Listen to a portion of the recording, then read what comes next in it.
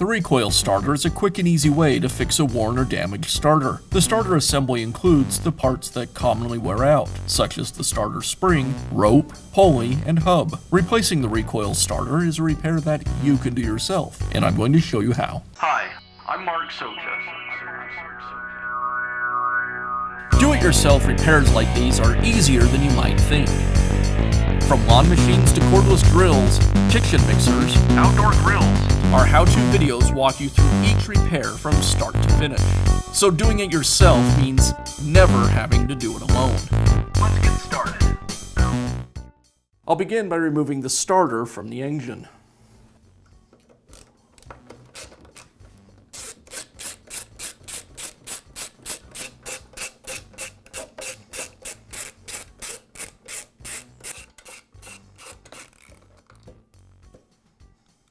And now I can install the new starter assembly. I'll align it with the pawls, and then secure it with the screws.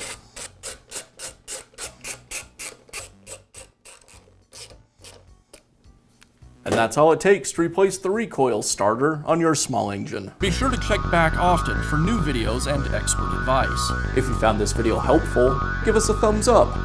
And leave a comment.